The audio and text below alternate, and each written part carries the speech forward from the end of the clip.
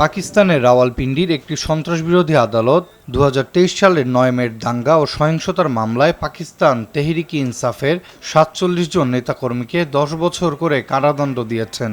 রোববার আদালতের বিচারক আমজাদ আলী শাহ এই রায় ঘোষণা করেন। দণ্ডপ্রাপ্তদের মধ্যে রয়েছেন পিটিআইয়ের শীর্ষ নেতা ওমর আইয়ুব, জারতাজ গুল, মুরাদ সাঈদ, শিবলি ফারাজ, শাহবাজ গিল এবং হাম্মাদ আজহার। এছাড়া কানওয়াল সোজাব, জুলফি বুখারী ও উসমান সাঈদ বাশরা সহ অন্তত 15 জন কেন্দ্রীয় নেতাও এই রায়ের আওতায় পড়েছেন।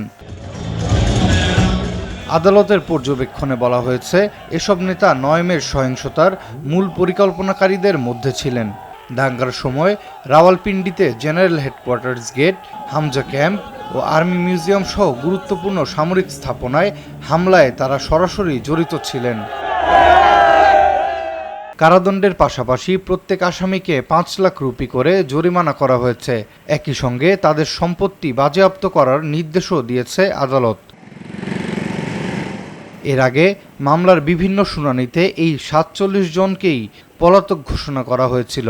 ফলে সন্ত্রাসবিরোধী আইনের আওতায় তাদের বিরুদ্ধে পৃথকভাবে বিচার কার্যক্রম পরিচালনা করে আদালত এই রায় দেন।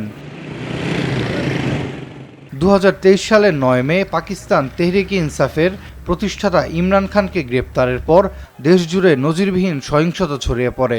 ওই ঘটনার মামলায় শুরুতে ইমরান খান ও শাহ মাহমুদ কুরেশি সহ মোট 118 জনকে অভিযুক্ত করা হয়েছিল।